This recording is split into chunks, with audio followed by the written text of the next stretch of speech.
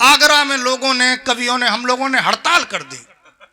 बोले हम सब लोग कुर्मियों के लड़के, यादवों के लड़के, ठाकुरों के लड़के, सब लड़के जाके फौज में भर्ती हों, गोली खाएं और ये बनिया व्यापार करें और मौज मारे। धरना दे दिया वहां जंतर मंतर पर। तो सरकार ने नियम बनाया कि अब ऐसा है कि बनियों को भी फौज में नौकरी करनी पड़ेगी। तो साहब पवन को टेंशन हो गई, क्योंकि इसकी तो दुकान वहां चलती है, तो बिना ही ज्यादा काम के माल ऐंठ रहा है। तो जबरदस्ती करके इसको भर्ती करा दिया फौज में। फौज में गया, अब दुकान की चिंता लगी रही कि भैया दुकान तो चल नहीं रही, दुकान में नुकसान ना हो जाए।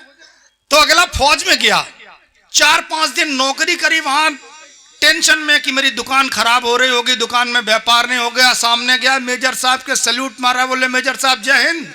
मेजर साहब ने कहा जय हिंद। बोले साहब छुट्टी चाहिए। बोले अभी तो आए तुझे 5 दिन हुए हैं, छुट्टी कैसे चाहिए? बोले साहब छुट्टी चाहिए, हमारी दुकान खराब हो रही। बोले देख छुट्टी तो नहीं मिल पाएगी, ये फौज है, तेरी दुकान नहीं है। बोले साहब छुट्टी तो चाहिए। तो मेजर साहब ने कह दिया कि ऐसा कर, जा एक पाकिस्तान का टैंक ले आया, 1 महीने की तेरी छुट्टी पक्की। अब मेजर साहब को लग रहा था ये बनिया आदमी है तो ला तो पाएगा नहीं। अगला गया, 1 हफ्ते बाद एक टैंक खींच के लाया, उस पर पाकिस्तान का ऐसे चांद बिंदिया झंडा लगा और बोला जय हिंद सर, भारत माता की जय। मेजर साहब ने देखा, बोले छुट्टी चाहिए। तो अब बात फंस गई थी, भाई कह दिया था कि टैंक खींच के लाओगे तो छुट्टी मिलेगी। तो 1 महीने की छुट्टी इसको मिल गई। 1 महीना अगले ने बढ़िया दुकान बढ़ाई और तगड़ी दुकान कर ली। 1 महीने बाद फिर फौज में पहुंचे, 1 हफ्ता नौकरी करी और फिर मेजर साहब के पास, बोले जय हिंद साहब। बोले जय हिंद। बोले छुट्टी चाहिए। तो बोले टैंक वो खड़ा। अब मेजर साहब टेंशन में, बोले हफ्ते भर बाद फिर टैंक ले आया, फिर 1 महीने की छुट्टी दे दी। फिर 1 महीने की छुट्टी दुकान करके 1 महीने के बाद फिर लौट के गए, फिर पाकिस्तान का टैंक खींच के लाए। बोले जय हिंद साहब छुट्टी चाहिए। तो मेजर साहब बोले कि देख ऐसा है गुप्ता जी, छुट्टी तो मैं तुझे दे दूंगा, पर यार ये बता ये तू पाकिस्तान का टैंक कहां से लाता है? तो जवाब सुनना, इतने बिटका व्यापारी आदमी है। बोले साहब सब सेटिंग है, हर जगह व्यापार हो सकता है। तो बोले पर बता तो ये टैंक कहां से आया? बोले कहीं से नहीं साहब, मैंने पाकिस्तान वाले एक सैनिक से सेटिंग कर रखी है। मैंने कहा तुझे छुट्टी चाहिए तो मेरा टैंक ले जा, और मुझे चाहिए तो अपना दे जा। एक बार जोरदार तालियां। पवन आगरी हास्य का बहुत बढ़िया कवि, दुनिया के कई देशों में गया है। बहुत बहुत स्वागत है। ये कुमार मनोज जी, ये यादव हैं, अभी बता रहे थे कि मैं बनिया हूं। ये मुझसे बोले देखो भाई हमने तो यादव रेजिमेंट बना रखी है। ये निवा चौधरी बोली हमने तो जाट रेजिमेंट बना रखी है। ये के अग्नोत्री जी मुझसे कह रहे थे अरे हमने भी परशुराम सेना बना रखी है, तुम्हारा इस देश में क्या योगदान है? अरे हमने कहा यार हमको तो इस देश की सरकार ने देशभक्त होने का वैसे ही सर्टिफिकेट दे रखा है। जिस जगह भी जाओ हर जगह होर्डिंग लगे होती हैं, देशभक्त बनिए। तो साहब ये चीज है साहब। मैं देख रहा हूं यहां पर सारे लोग यहां पर बैठे हुए हैं, आदरणीय के अग्नोत्री जी बैठे हुए हैं। मैं पढ़ता हूं। स्वागत। के अग्नोत्री जी मेरे बड़े भाई हैं, मेरे अग्रज कवि हैं, और मुझे ये कहने में कोई गुरेज नहीं है कि मैं आज जो भी कुछ हूं इनकी वजह से हूं। मैं और भी आगे जा सकता था लेकिन उन्हें जाने नहीं दिया। एक और तालियां बजाइए अग्नोत्री जी के लिए। ये भरा पूरा मंच है। भाई अमित, भाई नीरज, बहुत खूबसूरत सबने आयोजन सजाया। सबसे पहले तो मैं बधाई देना चाहूंगा आदरणीय जेई साहब को कि इन्होंने अपने इस कोल्ड स्टोरेज के उद्घाटन पर इतना खूबसूरत कवि सम्मेलन कराया। ये चाहते तो किसी फिल्म स्टार की नाइट भी करा सकते थे, लेकिन जेई साहब जानते थे कि इतने सस्ते में सिर्फ कवि सम्मेलन ही हो सकता है। एक और तालियां बजाइए। मैं हास्य का कवि हूं, मस्ती का कवि हूं, आनंद का कवि हूं। देखिए साहब मैंने कुछ प्रयोग किए। जब मैं लाफ्टर शो में गया मैंने कुछ प्रयोग किए कि पहले क्या था और अब क्या है। मैं देख रहा हूं मेरी नौजवान पीढ़ी यहां पर बैठी हुई है, मैं देख रहा हूं मेरी भूतपूर्व नौजवान पीढ़ी भी यहां पर बैठी हुई है। मैं बुजुर्गों को भूतपूर्व नौजवान कहता हूं क्योंकि बुजुर्ग कहने से वो बुरा मान जाते हैं। तो साहब मैंने साहब देखा कि पहले क्या था और अब क्या है। जैसे पहले मेरी मातृशक्ति बैठी हुई है, आप जानते हैं कि पहले किसी लड़के के बारे में यह पता लग जाता था, जब भी कोई सगाई संबंध की बात चलती थी और लड़के के बारे में यह पता लग जाता था कि ये लड़का ड्रिंक करता है, तो लोग आश्चर्य करते थे, हैं ये लड़का ड्रिंक करता है। स्थितियां आज भी वही हैं। आज किसी लड़के के बारे में पता लग जाता लड़का ड्रिंक नहीं करता, तब भी लोग आश्चर्य करते हैं लड़का ड्रिंक नहीं करता। एक बार तालियां वाले बजाइए। आपको पता होगा पहले लोग खाना घर पर खाते थे और फ्रेश होने के लिए बाहर जाते थे। ग्रामीण अंचल में आज भी व्यवस्था चले, पहले लोग खाना घर पर खाते थे, फ्रेश होने के लिए बाहर जाते थे। आज स्थितियां कहां तक आ गई हैं, आज लोग फ्रेश होने के लिए घर आते हैं और खाना खाने के लिए बाहर जाते हैं होटल। आपको पता होगा पहले लोग क ख ग से काम चलाया करते थे, आज भी लोग क ख ग से काम चला रहे हैं। जितने पुराने लोग हैं वो जानते हैं पहले लोग क ख ग से कैसे काम चलाया करते थे।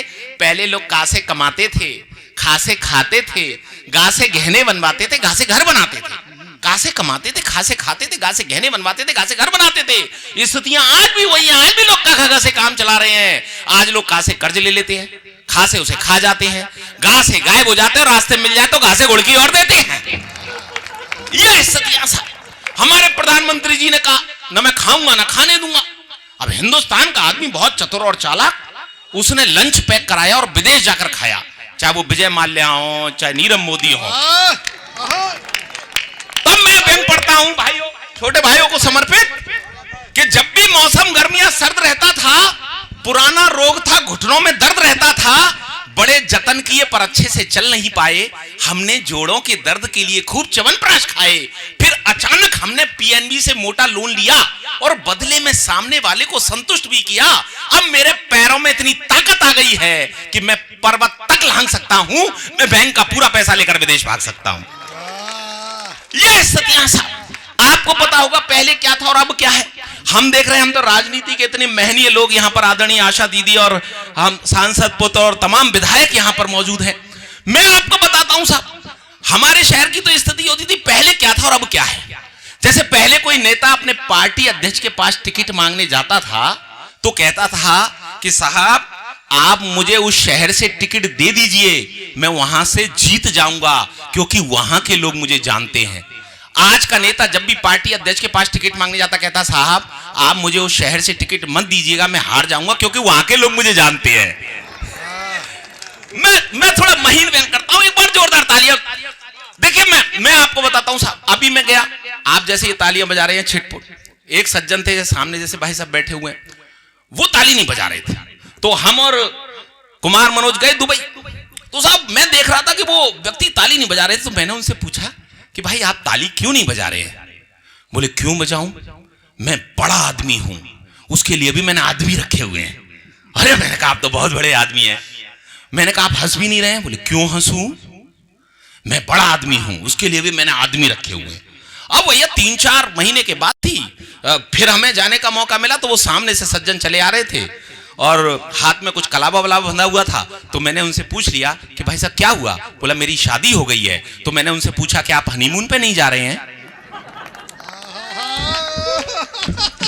तो आप इतने बड़े आदमी नहीं होंगे, एक बार जरा जोरदार तालियां मेरे सम्मान में बजा दीजिए। आपने हिंदी का इतना बड़ा अनुष्ठान कराया, काव्य अनुष्ठान कराया, लेकिन आजकल हिंदी की स्थिति हो क्या गई है। देखिए मैं हिंदी का विद्यार्थी, हिंदी से एमए किया, हिंदी से पीएचडी कर रहा हूं। मैंने एक सज्जन से पूछ लिया कि भैया ये पूछताछ कार्यालय कहां है। मैं रेलवे स्टेशन की बात थी, मैंने उससे पूछ लिया कि भैया ये पूछताछ कार्यालय कहां है। वो साहब काफी जल्दी में थे, बोले मुझे नहीं मालूम, साइड में जाके इंक्वायरी से पता कर लो। ये सत्या साहब, मेरी एक भतीजी कॉन्वेंट स्कूल में पढ़ती है, आदरणीय बहन जी कॉन्वेंट स्कूल में पढ़ती है, और आपको पता है कॉन्वेंट स्कूल में आजकल किस तरह की पढ़ाई चल रही है। मैंने उससे पूछा बेटा तेरी पढ़ाई कैसे चल रही है। बोले अंकल बहुत अच्छी चल रही है। मैंने कहा और हिंदी की। बोले हिंदी की भी बहुत अच्छी चल रही है। मैंने वैसे ही उसका सामान्य ज्ञान जानने के लिए उससे पूछ लिया कि अच्छा बेटा महादेवी के बारे में तुम कितना जानती हो। आप विश्वास करिए साहब 15 मिनट तक सोचती रही। बोले अंकल मैं कंफर्म तो नहीं हूं, पर मुझे लगता है कि महादेवी श्रीदेवी की बड़ी बहन का नाम होगा। आप किसी रिक्शे वाले से कहिए, बोले भैया विश्वविद्यालय चलेगा साहब, ये क्या होता है। बोले यूनिवर्सिटी चलेगा साहब, ऐसे बोलिए ना हिंदी में। हाँ तो साहब हम तो हाई स्कूल और इंटरमीडिएट में जैसे हमने परीक्षाएं, क्योंकि हम तो यूपी बोर्ड से पढ़े हुए स्टूडेंट हैं, तो 4-5-6 कवियों की जीवनी हम याद कर लेते थे। उसमें से एक कवि की जीवनी पेपर में फंस जाती थी। तो आपने भी ऐसी परीक्षाएं दी, हमने भी ऐसी परीक्षाएं दी हैं। एक लड़का था, दूसरे दिन परीक्षा होनी थी, उसे किसी कवि की कोई जीवनी याद नहीं हुई, तो उसने कवियों की जीवनी की नकल तैयार कर ली और उसे शरीर के प्रत्येक अंग में छुपा लिया। अब उसे यह भी याद नहीं रहा कि उसने कौन सी पर्ची कहां छुपा ली। उसके लिए भी उसने एक पर्ची तैयार कर ली, वो पर्ची पकड़ी गई। मैं रचना पढ़ता हूं। जब सब टीवी पर बाबा का मुकाबला हुआ था, मुझे उस रचना से सेमीफाइनल का विजेता घोषित किया गया था। हो सकता है आपको मेरा नाम पवन आगरी ध्यान रहे न रहे, लेकिन मेरी कुछ कविता की पंक्तियां याद रहेंगी तो ये मेरे लिए बहुत होगा। मैं चाहता हूं एक बार मुझे तालियों से आदेशित कीजिए। स्वागत पवन भाई। कि बोर्ड की परीक्षा का सालाना सत्र, हिंदी का आया प्रश्न पत्र, सभी परीक्षार्थी पेपर हल कर रहे थे, कुछ अकल से और कुछ नकल कर रहे थे। तभी एक छात्र ने छोटी सी पर्ची निकाली, उस पर कुछ उड़ती सी नजर डाली, लेकिन निरीक्षक की नजर से वो बच नहीं पाया। उसने उस छात्र से उस पर्ची को छुड़ाया और पर्ची को पढ़कर तो उसके छक्के छूट गए। हिंदी के कवियों के भाग्य फूट गए। उस पर्ची में लिखा था कि कबीरदास जी मोजे में, सूरदास जी बाह में। उस पर्ची में लिखा था कि कबीरदास जी मोजे में, सूरदास जी बाह में, तुलसीदास बेल्ट में, बिहारी लाल पांव में, महादेवी आस्तीन में, पंत जी अगल में, प्रसाद जी कॉलर में, निराला जी बगल में। कि कबीरदास जी मोजे में, सूरदास जी बाह में, तुलसीदास बेल्ट में, बिहारी लाल पांव में, महादेवी आस्तीन में, पंत जी अगल में, प्रसाद जी कॉलर में, निराला जी बगल में, और शेष के लिए एक छोटी सी पर्ची घड़ी के डायल में, जिसमें हिंदी साहित्य का इतिहास मिल जाएगा। और नकल करते यदि पकड़ा गया तो एक बड़ा नोट पीछे की जेब में, जिसे पाकर निरीक्षक खिल जाएगा। हमें यह देखकर उस लड़के की बुद्धिमत्ता पर बड़ा आश्चर्य हुआ कि देखो ये लड़का कितना दूरदर्शी है। अरे हम सबसे ज्यादा मर्मस्पर्शी है। यदि यह बड़ा होकर कुछ नहीं बन पाया तो जरूर यह नेता बनेगा और हम जैसे शिक्षित बेरोजगारों का प्रणेता बनेगा। यह देखते ही देखते हमसे बहुत दूर निकल जाएगा और हम जैसा युवा इस शिक्षा की चक्की में पिसता ही रह जाएगा। हम जैसा युवा इस शिक्षा की चक्की में पिसता ही रह जाएगा। पहले क्या था और अब क्या है, मैं पढ़ता हूं। देखिए मेरी मातृशक्ति यहां पर बैठी है। जैसे पहले कोई लड़की अपनी मां से पूछ लेती थी कि मां मैं जीन्स पहन लूं, तो उसकी मां उससे मना कर, नहीं बेटा जीन्स नहीं पहनना, अच्छी बात नहीं है। आज कोई लड़की अपनी मां से पूछती है मां मैं मिनी स्कर्ट पहन लूं, तो उसकी मां कहती है बेटी पहन ले, कुछ तो पहन ले। ये स्थितियां जब इस देश के अंदर आई तब मुझे एक रचना लिखने का साहस हुआ। मैं उस रचना को पढ़ता हूं। हमारी जो नारी शक्ति जो अपने ग्रामीण अंचल में रहती है, आज भी उन जो भी उनके संस्कार हैं उनका पालन करती हैं, लेकिन जो शहरों की सभ्यता है उस पर मैंने व्यंग किया है। मैं चाहता हूं एक बार मुझे जोरदार तालियों से मुझे आदेशित करें कि एक दिन मैं ख्यालों में डूबा हुआ सड़क पर चला जा रहा था, तो मैंने देखा कि एक 5 वर्षीय बच्चा रोता चला आ रहा था। मैंने उसे प्यार से अपने पास बुलाया, बहला फुसला के बड़ी मुश्किल से चुप करवाया। रोने का कारण पूछा तो उसने बतलाया कि मैं अपनी मां से बिछुड़ गया हूं, रास्ता भटक गया हूं। मैंने कहा बेटे तुम अपनी मां का हाथ पकड़कर चलते तो न तो तुम बिछुड़ते नहीं इस प्रकार भटकते। वो बोला मेरी मां के दोनों हाथों में शॉपिंग का सामान था। वो बोला मेरी मां के दोनों हाथों में शॉपिंग का सामान था। उसकी इस बात को सुनकर मैं बड़ा परेशान था। मैंने कुछ सोचकर कहा अपनी मां की साड़ी का पल्लू ही पकड़ लेते और इस तरह अपने घर की राह नाप लेते। वो बोला साड़ी होती तो पल्लू पकड़ता ना, वो बोला साड़ी होती तो पल्लू पकड़ता ना, लेकिन मेरी मां तो स्कर्ट पहनी थी। अब भारतीय नारी को पश्चिमी परिधान में देखकर दुख सहने की बारी मेरी थी। उदास मन से मैंने फिर कहा बेटे स्कर्ट कोई पकड़ लेता। अरे न तो तू परेशान होता न मैं परेशान होता। वो बोला स्कर्ट भी इतनी ऊंची थी कि मैं उसको छलकर भी नहीं पकड़ सकता था। वो बोला स्कर्ट भी इतनी ऊंची थी कि मैं उसको छलकर भी नहीं पकड़ सकता था। मैं समझ गया कि फैशन की मारी कोई युक्ति होगी जिससे अपना बच्चा भी नहीं समझ सकता था, जिसे सिर्फ अपने हुस्न फैशन और जवानी से प्यार था। न भारतीय सभ्यता से प्यार था, न अपने बच्चे से प्यार था। न भारतीय सभ्यता से प्यार था, न अपने बच्चे से प्यार था। दोस्तों जी मैं आपको बता दूं, देखिए सब लोग खाने पीने में लगे हुए हैं और देश में भी यही चल रहा है, इसमें कोई बुरा मानने की बात नहीं है।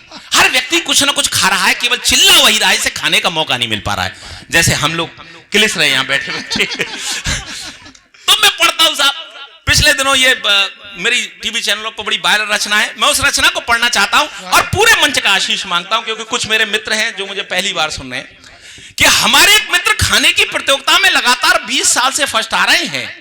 20 आदमियों का खाना अकेले ही खा रहे हैं। एक दिन हमने उनसे कहा कि मित्र आश्चर्य है, महंगाई के दौर में भी तुम इतना खा रहे हो, वास्तव में खाने की दौड़ में तुम बहुत आगे जा रहे हो। हमारी बात को सुनकर भी कुछ उदास हो गई। पहले कुछ दूर खड़े थे मगर अब पास हो गए। बोले अरे हम कहां, कुछ हमसे भी अधिक खा रहे हैं और इतना खाकर भी बड़े मजे से पचा रहे हैं, क्योंकि भैया यह स्वतंत्र भारत है, यहां खाने की सब में आदत है। क्योंकि भैया यह स्वतंत्र भारत है, यह खाने की सब में आदत है। विधायक विधान खा रहे हैं, सांसद संविधान खा रहे हैं, नेता ईमान खा रहे हैं, पुजारी भगवान खा रहे हैं, पंडित पुराण खा रहे हैं, मुल्ला कुरान खा रहे हैं, और कुछ ऐसे भी हैं लोग जो मेरा समूचा हिंदुस्तान खा रहे हैं। कुछ ऐसे भी हैं लोग जो मेरा समूचा हिंदुस्तान खा रहे हैं। बहुत बहुत धन्यवाद।